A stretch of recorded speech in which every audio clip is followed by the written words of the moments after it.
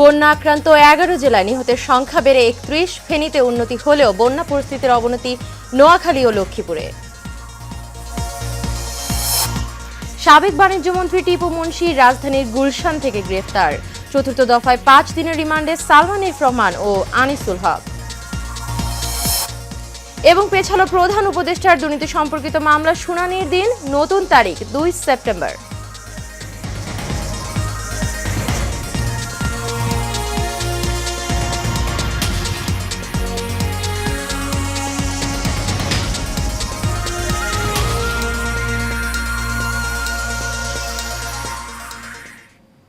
স্বাগত এশিয়ান নিউজের সঙ্গে আছে আমি অরণ্য বিনতি ইউনুস। এতক্ষণ শুনছিলেন বিআরবি কেবল ইন্ডাস্ট্রিজ লিমিটেড সংবাদ শিরোনাম। চলে যাব বিস্তারিত সংবাদে। অতিবৃষ্টি ও উজানের পানির ঢলে বাংলাদেশে সৃষ্ট হওয়া বন্যায় আক্রান্ত 11 জেলায় নিহতের সংখ্যা বেড়ে 31 জনে ঠেকেছে। এক সপ্তাহের বেশি সময় ধরে চলা এই বন্যায় ক্ষতিগ্রস্ত মানুষের সংখ্যা 58 লাখ ছাড়িয়েছে। নোয়াখালী এবং লক্ষ্মীপুর অঞ্চলে ভারী বৃষ্টি এবং উজানের পানির কারণে বন্যা পরিস্থিতির অবনতি হয়েছে। তবে ফেনীর বিভিন্ন এলাকার পানি ধীরে ধীরে কমতে থাকায় বন্যা পরিস্থিতির উন্নতি হয়েছে। ইতোমধ্যে পানি কমে যাওয়ায় অনেকের গলিত মরদেহ পাওয়া যাচ্ছে। পুলিশের বরাত দিয়ে ফেনী জেলা প্রশাসন সূত্রে মৃতের সংখ্যা এ পর্যন্ত 17 জন বলে জানানো হয়েছে। প্রতিনিধিদের দেয়া তথ্য ছবিতে বিস্তারিত জানাচ্ছেন শেখ ফাহিম। টানা বৃষ্টি ও ভারত থেকে আসা উজানের পানিতে দীর্ঘদিন ধরে পানিবন্দী নোয়াখালীর বাসিন্দারা। অল্প কিছু এলাকাতে পানি কমলেও বৃষ্টির কারণে একবারে সরছে না বন্যার পানি। এখনও তলিয়ে আছে জেলার পথঘাট ও মানুষের বসতবাড়ি। আর ঘরবাড়িতে পানি থাকায় এখনও আশ্রয়কেন্দ্রেই অবস্থান করছেন বেশিরভাগ মানুষ। আমার মারে এই মাত্র আশ্রয়কেন্দ্রে রাখিয়েছে। এখন 19টা ফ্যামিলি এই বাড়ির থেকে, এই গ্রামের থেকে আশ্রয়কেন্দ্রে চলে গেছে। পানি এসে দরিয়া সাগরে বাসতাম আছি, গরু লো গোতান লো ছোট হুলান ছাবালো গড় হড়ি রয়েছে, কোন রকম তিনি দুগা খাই জীবন বাঁচাইতাম আছি। আরই কষ্ট করে রান্না বান্না করতেছে, ওর তো ঘরের ভিতরে পানি ঢুকতে গেছে। তো আমরা কি করবো? আমরা তো আজ 15 দিন পানি এসে গেছে, আমরা তো করতে পারছি না। আমার এই চলতেছে এখন 72। আমার জীবনে বহু তুফান কত কিছু দেখছি, বহুত বন্যা দেখছি। এই ধরনের বন্যা আমার জীবনে আমি। তবে ফেনীর বেশিরভাগ এলাকার বন্যা পরিস্থিতির উন্নতি হয়েছে। পানি কমার সাথে সাথে বন্যা পরবর্তী ক্ষতচিহ্ন স্পষ্ট হচ্ছে ফেনীর দুর্গত অঞ্চলে। পানি নামা অব্যাহত থাকলেও এখনও পানিতে তলিয়ে ঘরবাড়ি ও সংযোগ সড়ক। এই পরিস্থিতিতে বেশিরভাগ মানুষই এখনও ফিরতে পারেনি ঘরে। আমরা আসলে কখনো এরকম বন্যা দেখি নাই। খুবই ভয়াবহ এবং খারাপ পরিস্থিতি। ছোট বাচ্চাদেরকে নিয়ে এবং গর্ভবতী মহিলাদেরকে নিয়ে এই ক্যাম্পে যারা আছে অনেক কষ্টে আছে। বহুত পানি, আমরা আশা চাই না। মনে করছি কি পানি কমবো, আমরা এই জায়গা থাকবো। আমি বাধ্যগত হই আমরা এই জায়গা বসবাস করতেছি। ওনাদের খাওয়া দাওয়ার যে ব্যবস্থা বা ওনাদের স্বাস্থ্য যে ব্যবস্থাগুলো, মেডিকেল কোনো টিম আমাদের এখানে নেই, বা বেসরকারিভাবে কোনো মেডিকেল টিম আমাদের এখানে কোনো সেবা সহযোগিতা আমরা পাচ্ছি না, ততটুকু আমাদের প্রয়োজন। কুমিল্লায় গোমতী নদীর পানি কমে বিপদসীমার নিচ দিয়ে প্রবাহিত হচ্ছে। বুড়িচংয়ে ঘরবাড়ি থেকে নামতে শুরু করেছে পানি। এদিকে ডাকাতিয়ার পানি বাড়ায় মনোহরগঞ্জে বেড়েছে বন্যার পানি। Sheikh Fahim, Asian television. দর্শক, বন্যার আরও খবর জানাতে নোয়াখালী থেকে সরাসরি যোগ দিচ্ছেন সহকর্মী মাহবুব আলম। মাহবুব, বন্যার সর্বশেষ পরিস্থিতি নোয়াখালীতে এখন কেমন? সেখানে ত্রাণ বিতরণ কেমন চলছে এবং উদ্ধার কার্য চলছে কিনা আমাদেরকে জানাবেন। জি অরণ্য, গত 11 দিন পর নোয়াখালীর আকাশে আজকে ঝলমলে রোদ দেখতে পেয়েছি। গতকালকে রাতের আকাশেও তা ছিল। কমতে শুরু করেছে নোয়াখালীর পানি। তবে পানি কমার যে গতি, সেই গতিতে সাধারণ বানভাসী মানুষের মনে আশার সঞ্চার করা সম্ভব হয়নি। কারণ কাল থেকে এ পর্যন্ত আমি যেটুকু দেখেছি কয়েক ইঞ্চি পানি কিন্তু মাত্র কমেছে নোয়াখালীতে। ফলে আশ্রয় কেন্দ্রে যারা দীর্ঘদিন যাবত অপেক্ষায় আছেন, আবদ্ধ আছেন, তারা বাড়ি ঘরে ফিরবেন কবে সেটা এখনো নিশ্চিত নয়। আর আশ্রয় কেন্দ্রে দীর্ঘদিন থাকার কারণে বিভিন্ন ধরনের সমস্যা সৃষ্টি হয়েছে, যার মধ্যে গবাদি পশু আছে এবং যারা হাঁস মুরগি লালন পালন করেন সেগুলো কিন্তু এখন একদম একটা দুর্বিষহ দুঃসহ হয়ে উঠেছে তাদের কাছে। এবং শুকনো খাবার যারা দীর্ঘদিন যাবৎ শুকনো খাবার খেয়ে দিন যাপন করছেন তাদের জন্য এখন রান্না করা খাবারের চাহিদা বেড়েছে, কারণ রান্না করার জন্য যে পর্যাপ্ত জায়গা দরকার, শুকনো জায়গা দরকার, সেটি এখনো নোয়াখালীতে দেখা দেয়নি। আশ্রয় কেন্দ্র থেকে যে রান্না করা খাবার সরবরাহ করা হচ্ছে সেটা কিন্তু একদম প্রত্যন্ত অঞ্চল বলবো, দুর্গম অঞ্চল বলবো, সেই জায়গাগুলোতে কিন্তু এখনো সেই খাবারগুলো পৌঁছানো সম্ভব হচ্ছে না। আমি সকালে পানি উন্নয়ন বোর্ডের কর্মকর্তার সঙ্গে কথা বলেছি, তিনি আমাকে যেটি জানিয়েছেন আসলে নোয়াখালীতে পানি কমার যে গতিটা সেটি খুবই ধীর গতিতে কমছে। কারণ হচ্ছে নোয়াখালীর যে খালগুলো রয়েছে সেই খালগুলো কিন্তু দীর্ঘদিন যাবৎ আপনার আবদ্ধ অবস্থায় বাদ দেওয়া হয়েছে। অনেকে যত্রতত্র ভাবে ব্রিজ করেছে, কালভার্ট নির্মাণ করেছে, ফলে সেগুলোতে কিন্তু পানি নিষ্কাশনের জন্য যে ব্যবস্থাটা সেটা এক প্রকার একদম আবদ্ধ হয়ে পড়েছে। ফলে এই পানি কখন কমবে এবং বনভাসী মানুষগুলো আশ্রয় কেন্দ্র থেকে কবে বাড়িতে ফিরবে সে নিশ্চয়তা কিন্তু কেউ দিতে পারছে না। আর যারা এখন আশ্রয় কেন্দ্রে ত্রাণ সরবরাহ করছেন স্বেচ্ছাসেবী সংগঠনগুলো রয়েছেন, তারা আমাদেরকে যে তথ্যটি জানিয়েছেন আসলে দীর্ঘ 10 দিন অতিবাহিত হওয়ার কারণে কিন্তু তাদের ত্রাণের সংকট দেখা দিয়েছে এবং শুকনো খাবার যা ছিল সেটা শেষের দিকে রান্না করা খাবারের জন্য যে উপকরণগুলো প্রয়োজন সেগুলোর দাম বৃদ্ধি পেয়েছে।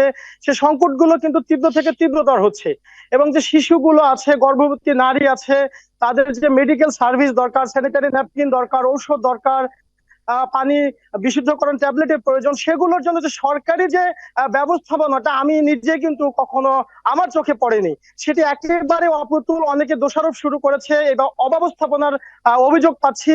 তো এই জায়গাগুলো থেকে কিন্তু যে পরিস্থিতিটা এখন এসে দাঁড়িয়েছে সেটি হচ্ছে একটা টোটালি একটা সমন্বিত সম্মিলিত ভাবে একটা প্রচেষ্টা প্রয়োজন, যেখানে স্বেচ্ছাসেবী এবং সরকারি ভাবে যদি উদ্যোগ নেওয়া হয় তাহলে তো এই বানভাসী মানুষগুলো আশ্রয় কেন্দ্র থেকেও কিছুটা স্বাভাবিক জীবনযাপনের স্বাদ পাবে।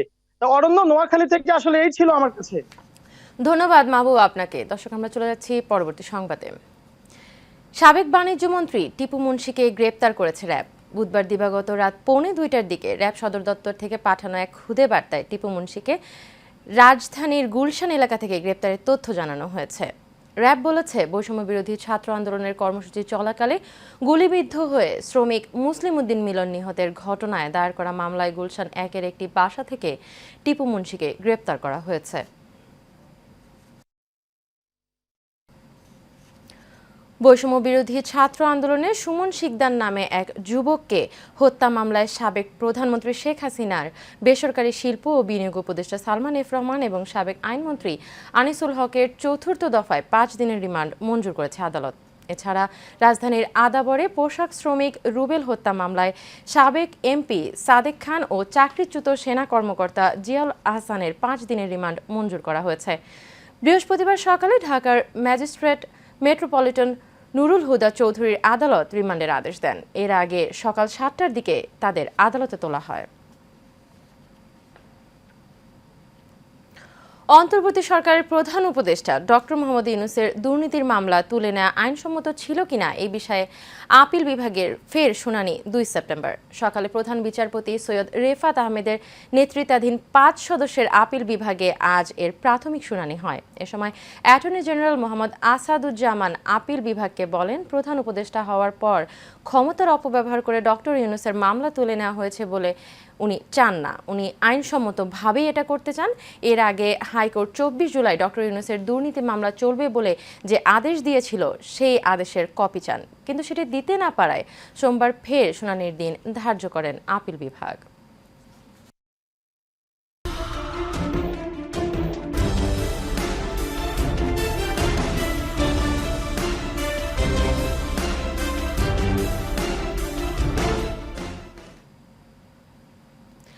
জুমের ধান না পাওয়ায় খাদ্য সংকট দেখা দিয়েছে বান্দরবনের থানচির দুর্গম সীমান্তবর্তী কয়েকটি পাড়ায়।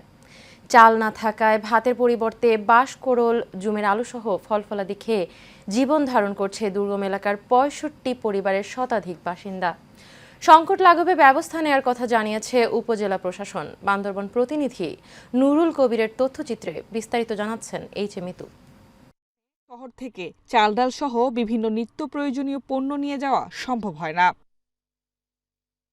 এর ফলে নিজেদের জুমে উৎপাদিত ফসলের উপর নির্ভর করে জীবন ধারণ করে দুর্গম এলাকার হাজারো বাসিন্দা।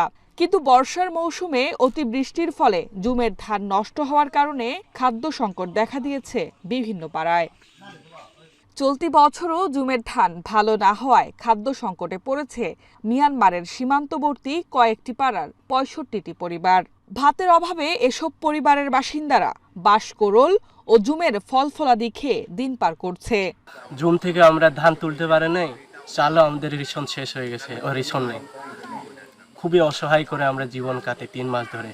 1 সপ্তাহ হয়ে গেছে বাঁশকরুন খাইছি, ধান নাই, চাউল নাই, আমরা বাঁশকরুন রান্না করে এমনি খাই। আমরা অনেক সমস্যা, খুব অভাব সমস্যা আছে, বাঁশকরুন সিদ্ধ করে খায়।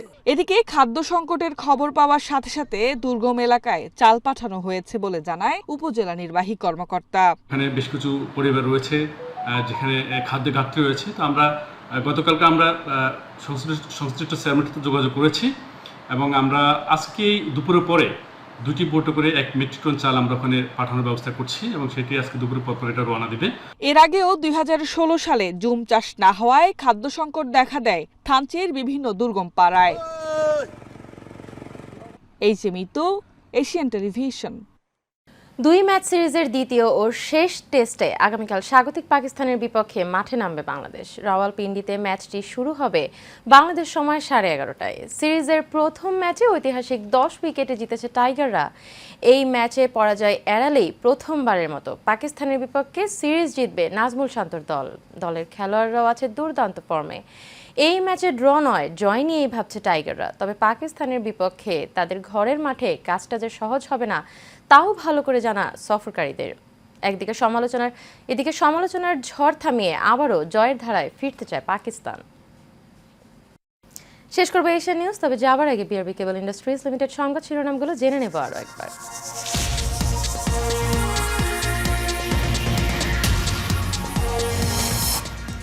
বন্যা আক্রান্ত 11 জেলায় নিহতের সংখ্যা বেড়ে 31। ফেনীতে উন্নতি হলেও বন্যা পরিস্থিতির অবনতি নোয়াখালী ও লক্ষ্মীপুরে।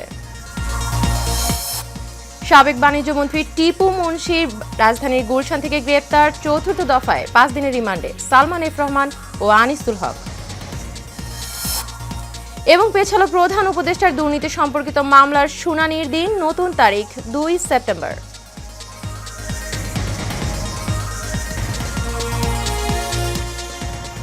এশিয়ান নিউজ এ পর্যন্তই। পরবর্তী সংবাদ দেখার আমন্ত্রণ থাকলো।